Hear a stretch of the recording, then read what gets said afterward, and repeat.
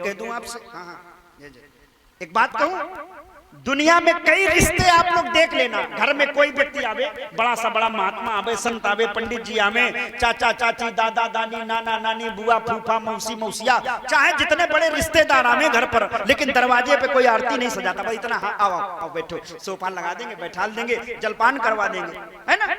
लेकिन एक बात बताना, घर में जब बहू आती है तो हम लोग दरवाजे पे क्या करते हैं? आप लोग बोलो। सूप लेके अम्मा गाती, सोने की सीख सरैया कि अम्मा निहारे। अच्छा, अम्मा कभी विचार किए हो, दुनिया के रिश्तेदार आए, कभी आरती नहीं उतारी गई, लेकिन दरवाजे पर बहू आई तो सबसे पहले आरती उतारी। क्यों? बोले ये बहू नहीं है, ये घर की लक्ष्मी है, बदलड़कनी पर घर आई। और जिस व्यक्ति ने, जिस माँ ने, जिस सास ने, जिस ससुर ने अपने घर में आई हुई उस बहू को लक्ष्मी का दर्जा दिया, उसके घर में सदैव लक्ष्मी रहेगी। और जो केवल बहू मानती नहीं, सासने करती नहीं, सासें क्या होता, फिर झगड़े तो होता है, क्या होता है?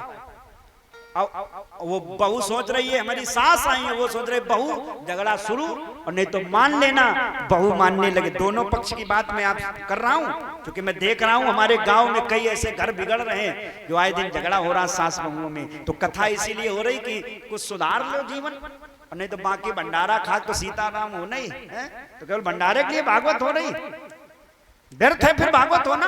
अरे भागवत होकर के कुछ समझ जाए। और मुझे बड़ी प्रसन्नता होती जब मैं किसी गांव में जाता हूँ, शहर में जाता हूँ, तो लोग बताते हैं गुरुजी पर साल आप आए थे, या अगली बार ऐसे आए थे, इस कथा में ऐसा ऐसा कह गए थे, हमें बड़ा लाभ मिला है, हमारे घर में सुधार हो गया। तो हमें खुशी होती कि चलो हमारी भागवत से, हमारी कथा से, हमारे कहने से कुछ घर सुधर गए, हमारा कथा कहना सफल हो गए।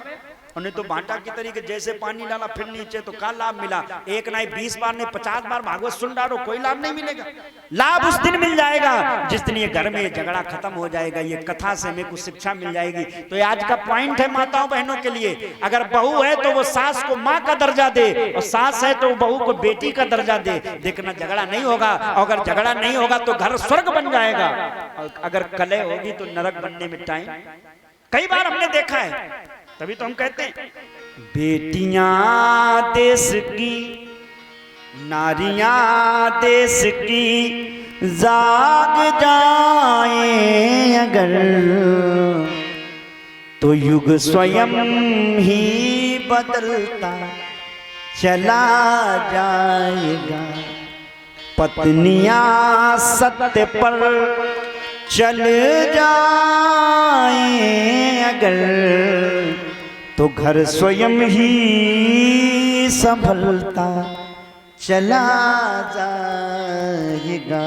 तो आज से याद रखना, अगर सास बहू में ऐसा झगड़ा हो तो आज से खत्म कर देना। काली माता मंदिर के सामने बैठ के मान लेना कि आज से बहू को बेटी मानेंगी। और एक चीज याद रखना, आप जिस बेटी के लिए मर रही हो, बहू से लड़ रही हो, बुढ़ापे में अगर एक गिलास पानी भी मिलेगा तो बहू के द्वारा मिलेगा, चाहे जैसे वो दे। अब बहू को भी चाहिए, अगर आप माँ बाप की अपनी जैसी सेवा कर सकती हो तो ये सास ससुर भी आपका जो प्राण पति है उसके भी प्राण देने वाले आपके सास ससुर हैं। अच्छा, पति को ये तो कहते प्राणनाथ, हमारे पिया, हमारे पति, हमारे प्राणनाथ, हमारे प्राण, ऐसे तमाम तरीके से महिलाएं कहती हैं। हमारे ई, हमारे उई, ऐसे भी कहती हैं। कोई बात नहीं जो भी कहती, लेकिन वास्तविक पति को प्राणनाथ कहा जाता है। तो जो हमारे प्राणनाथ हैं उनको भी प्राण देने वाले जो माँ बाप हैं उनकी सेवा क्यों नहीं कर सकते?